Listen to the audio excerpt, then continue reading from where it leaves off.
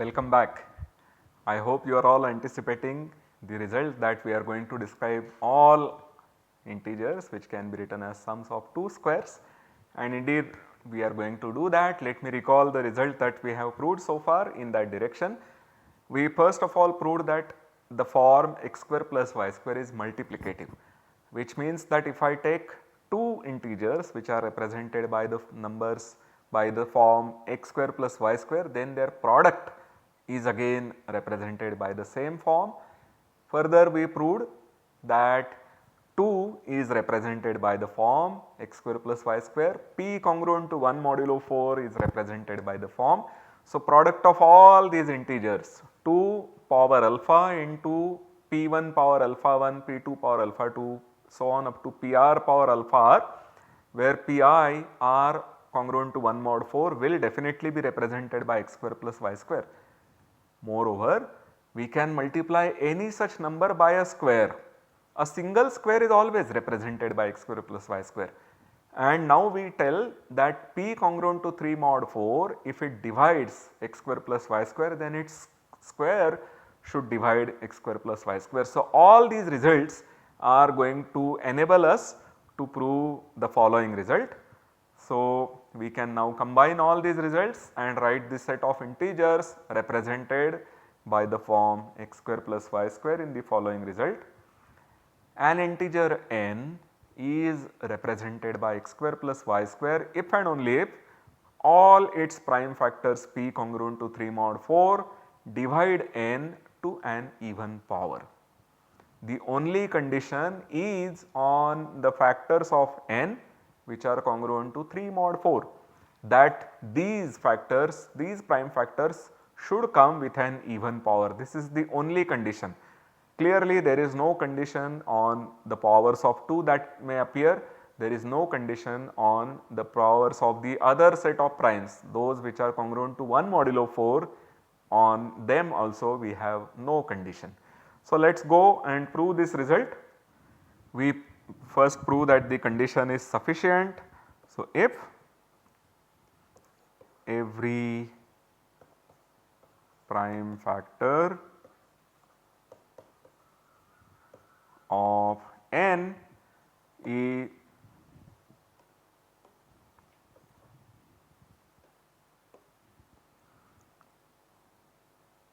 p congruent to 3 mod 4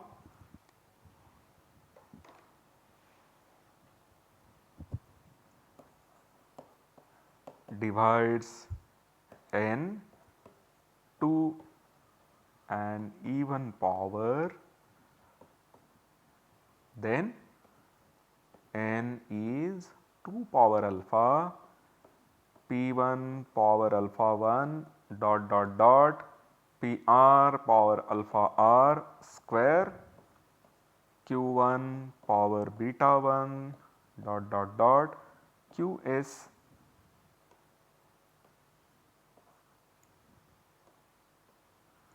power beta s, where pi are congruent to 3 mod 4, qj's are congruent to 1 modulo 4. We are starting with the decomposition of our n into all its prime factors. The prime factors may be 2, they may be 1 mod 4 or they may be 3 mod 4. The prime factors which are 3 mod 4 have to come with an even power. Therefore, we have the following description.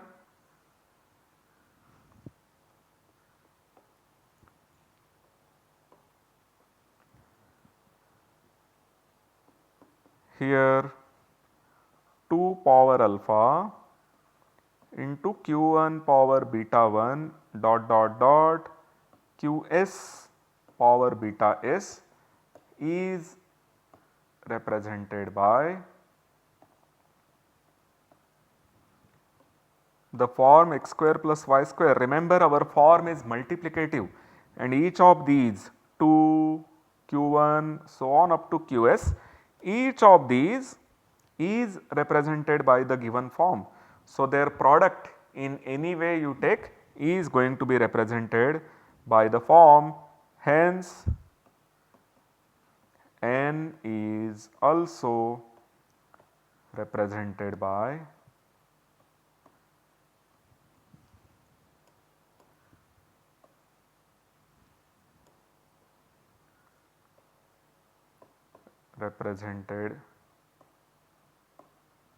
it.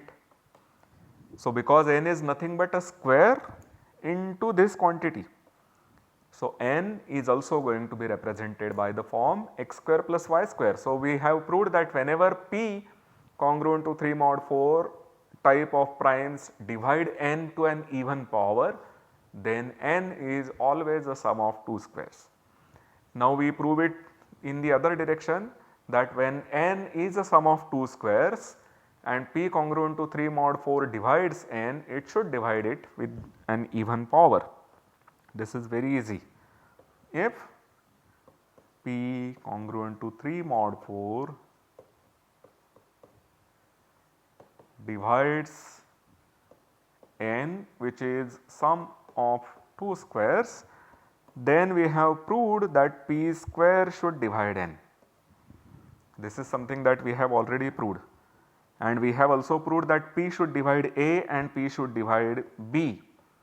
So, further we get that a by p square plus b by p square divides, it gives you n by p square. N by p square is a natural number.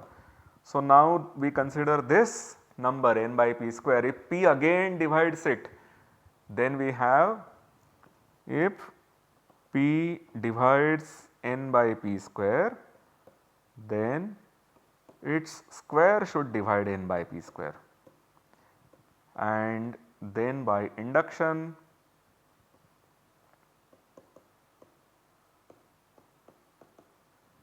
we get that p divides n to an even power. We are reducing the numbers that are represented by a square plus b square in each step. If p divides n, we have p square dividing n. So, we will look at n by p square. If p divides this number, then p square should divide this number. So, we will look at n by p power 4. These numbers are slowly reducing and ultimately p will stop dividing these numbers, and therefore, we will have that p power 2r divides n. This is done for every prime p congruent to 3 mod 4, and therefore, we have that whenever n is a sum of 2 squares, then a prime p congruent to 3 mod 4 will divide n only with an even power. This gives a complete description, as we have written in the last slide. We have that n equal to a square plus b square are of the form where 2 is allowed to come with any power, primes which are congruent to 1 mod 4 they are allowed to come with any power, the primes which are congruent to 3 mod 4 they should come with an even power. This is the only condition which will now determine the whole set of integers which are sums of 2 squares for us completely. This gives the complete answer of forms which are represented by the numbers which are represented by the form x square plus y square. Once we are done with sum of 2 squares, the next natural question is, what about sums of 3 squares? So, when we were looking at sums of 2 squares, it was useful to study the numbers modulo 4, because modulo 4 we know that the numbers, the squares are congruent to 0 or 1. Modulo 4 the numbers are 0, 1, 2 and 3. When we take the squares, 1 and 3 will give the square to be 1, 2 and 0 will give the square to be 0. So, you will have 0, 1, these are the only possible squares modulo 4, and therefore, if you had a number which is 3 mod 4, that will never be a sum of 2 squares, because you go modulo 4, the possibilities modulo 4 for squares are 0 and 1, So, sums of 2 squares will be 0 plus 1, 1 plus 1 or 1 plus 0 and of course 0 plus 0. So, all these will give you the possibilities to be 0 mod 4, 1 mod 4 or 2 mod 4, 3 mod 4 is not a possibility. And indeed I leave this as an exercise to you that any number which is 3 mod 4 has to have a prime factor which is congruent to 3 mod 4 with an odd power, and therefore clearly such a number will not be a sum of 2 squares. But what about 3 squares? Something which is congruent to 3 mod 4 can be a sum of 3 squares. You may have 1 square plus 1 square plus 1 square. 3 odd numbers, their squares is congruent to 3 mod 4 when summed up. So, going modulo 4 is not enough, we go modulo 8. It is useful to go modulo 8 when we are looking at sum of 3 squares. The squares modulo 8, now the numbers modulo 8, let us do this computation. So, numbers modulo 8 are 0, 1, 2, 3, 4, 5, 6 and 7. Let us compute their squares. 0 square is 0, 1 square is 1, 2 square is 4, 3 square is 9 which is again 1, 4 square is 16 which is 0, 5 square is 25 which is 1, 6 square is 36 which is 4 modulo 8 and 7 square is 1. So, what it tells us are that there are only these 3 numbers which are congruent to squares modulo 8. Any square modulo 8 is equivalent to equal to 0, 1 or 4, and therefore any n which is 7 mod 8 can never be a sum of 3 squares. Anything else will appear as a sum of 3 squares possibly, but 7 mod 8 will never come as a sum of 3 squares. Indeed, if you had 3 squares, if you had a square plus b square plus c square congruent to 7 mod 8, clearly all these a, b, c, their squares cannot come alone from 0 and 1, because then you do not reach 7. If a square and b square and c square come only from 0, 1, you do not reach 7, you will maximum reach 3. So, at least one of them has to be equal to 4. If you take one of them to be 4, now there are only 2 possibilities left. If you take 0, 0, you are stuck at 4. If you take 1, 0 or 0, 1, you are stuck at 5, and if you take 1, 1, you are stuck at 6. There is no way that you are going to get 7. So, 4 plus b square plus c square congruent to 7 mod 8 has no solution. So, if you have a number which is congruent to 7 mod 8, that is never going to be sum of 3 squares. Just like we had that a number which is 3 mod 4 is not a sum of 2 squares, this is a result in one direction. It says that if your number is of this form, it is not a sum of 3 squares, but it would be interesting to have a precise result. Just like we had for 2 squares where we described the set of all integers which are sums of 2 squares, we would like to know what are all integers which can be written as sums of 3 squares. The more precise result is as follows, that any natural number which is not a sum of 3 squares, such a number will have to be of the form 4 power a into 8b plus 7 for some ab non-negative. So, that means if you assume this number to not have the factor 2, then such a number has to be congruent to 7 modulo 8. This is an if and only if statement. You start with an n, a natural number, assume that it is not a sum of 3 squares, then it has to be of this form, which means that if you take an integer which is not of this form, then it has to be a sum of 3 squares. It would have been very interesting to see the proof of this result, but just like sum of 2 squares needed the theory of binary forms, we have used almost everything that we did for binary forms in proving this single theorem. In fact, one may say that we developed this whole theory because we wanted to prove this theorem.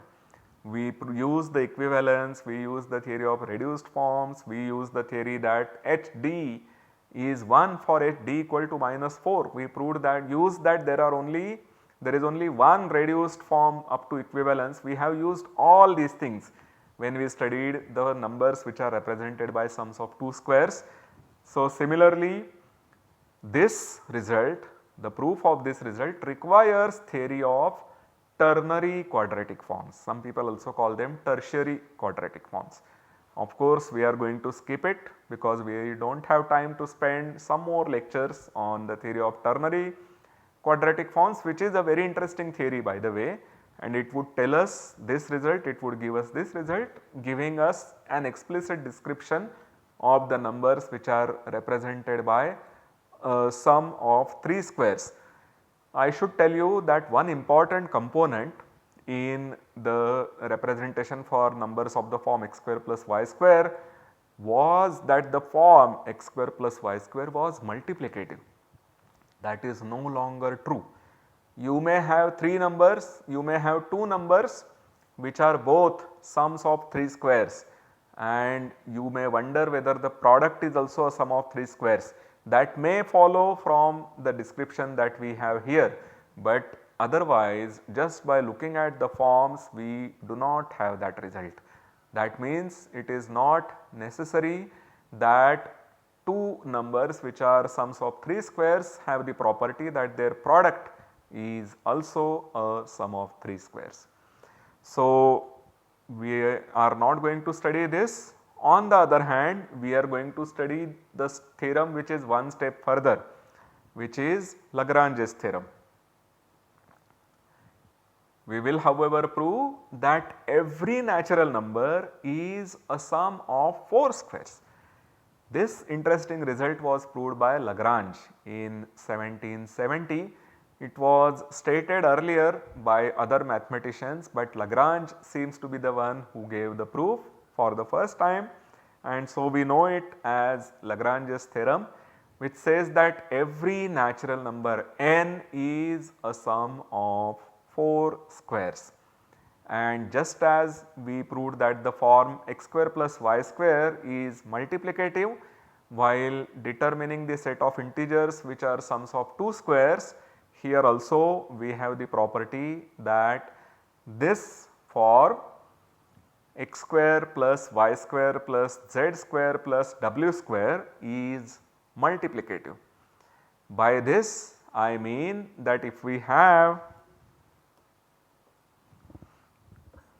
so if n is a1 square plus b1 square plus c1 square plus d1 square, m is a2 square plus b2 square plus c2 square plus d2 square, then mn equal to a3 square plus b3 square plus c3 square plus d3 square for sum a3, b3, c3, d3 in integers. So, of course, we will be able to write this a3, b3, c3, d3 in terms of a1, b1, c1, d1 and a2, b2, c2, d2. We had used the theory of complex numbers while studying the sums of 2 squares. We saw that x square plus y square is actually the square of the modulus of the complex numbers, complex number x plus iy. Here we have a similar theory. There are numbers which are called quaternions, and it turns out that x square plus y square plus z square plus w square is indeed square of a certain quaternion, and the quaternions are closed under multiplication. So, what we would have is that this is square of one particular quaternion, let us call it Q1, and this is square of some another quaternion called Q2, and then it would follow that we have Q1 Q2 the product and their modulus square is Mn, which is then further written as sum of 4 squares, because the modulus square of a quaternion is a sum of 4 squares. But unless and until we know quaternions, we would not be able to appreciate this. So, let us look at it from another angle.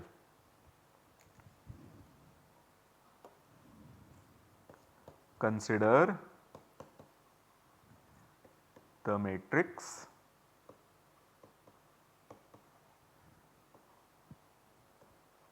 x plus iy and the second diagonal entry is x minus iy. So, that when we take this product we are going to get x square plus ixy minus ixy minus I square y square, which gives us x square plus y square, and we have z plus w there. So, we will take z plus iw and minus of z minus iw.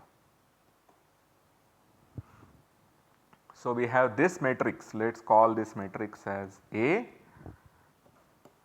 then determinant of A is the diagonal entries product, which is x square plus y square, minus the product in the anti-diagonal entries, which is negative of z square plus w square, which gives us x square plus y square plus z square plus w square. So, we have noticed that the matrix of this particular type has the property that its determinant is equal to sum of 4 squares, where those 4 entries are nothing but the real part, imaginary part, real part and imaginary part in the first row. The only thing now that we have to understand is that whenever we take such a matrix, so let me write this matrix once again for you. So, I will call this matrix by alpha and alpha bar here, because if you have the complex number here to be alpha, this number is its complex conjugate. So, you have alpha alpha bar, here I have another complex number beta, then I have negative of beta beta bar. So, our matrix is of the form alpha beta minus beta bar alpha bar. We are looking at the set of these matrices where alpha and beta come from complex numbers. We claim that this is closed under multiplication.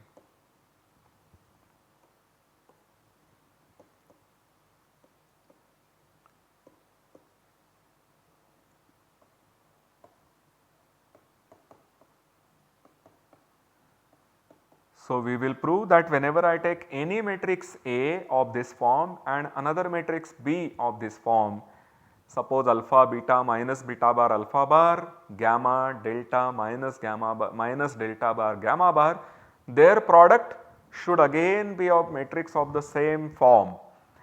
If you have this property, then it will be clear that the A square plus B square plus C square plus D square, which is determinant of one such matrix, into some another say x square plus y square plus z square plus w square, which is determinant of another such matrix, will again be determinant of their product, which is again of the same form, and so the determinant is going to be a sum of 4 squares once again. So, we have to just prove that when we take alpha beta minus beta bar alpha bar into gamma delta minus delta bar gamma bar, the product is again of the same form.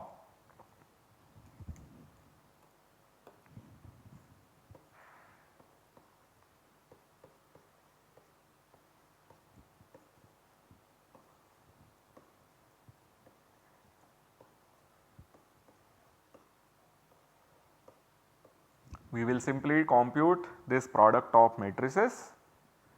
We get it to be alpha gamma minus beta delta bar minus gamma beta bar minus alpha bar delta bar alpha delta plus beta gamma bar and minus delta beta bar plus alpha bar gamma bar. So, we observe that this is again of the form eta mu minus mu bar eta bar. By observing that the complex conjugate of this number is this number. We had delta bar and here delta is the only number which does not have a bar. Here gamma is the only thing which has a bar and here gamma is the only thing which does not have a bar. We will take the bar which will give us alpha bar, delta bar plus beta bar gamma and then we multiply by -1 because we want to get this as minus of mu bar where mu is equal to this quantity. So, we have therefore proved that whenever I take any two such matrices, their product is again of the same form and this proves that if I have a1 square plus b1 square plus c1 square plus d1 square, I will write it as determinant of the matrix A. To that I multiply by the number a2 square plus b2 square plus c2 square plus d2 square, which I write as the determinant of the matrix B. I will then compute the matrix C, which is again of the same form which we have proved here, write its determinant here which gives us a3 square plus b3 square plus c3 square plus d3 square. So, the form x square plus y square plus z square plus w square is multiplicative. We have not developed the theory of the quaternary quadratic form. So, we are not going to use any theory, but Lagrange's theorem is a beautiful theorem. It uses one method called the method of descent. Our proof uses the method called method of descent, where we will prove that once you start with a prime which is represented by, which we want to be proved to be represented by this form, then a multiple of the prime is represented by this form and we will reduce that multiple slowly so that that multiple becomes 1. Once again, because the form is multiplicative, all you have to prove is that all primes are represented by this form. It is easy to see that 2 is represented by this form. The prime 2 is represented by this form and that is a very simple proof. We have that 2 is 1 square plus 1 square plus 0 square plus 0 square, that is it. So, 2 is represented by this form and now the only thing we need to do is to show that every odd prime is represented by this form, which is x square plus y square plus z square plus w square.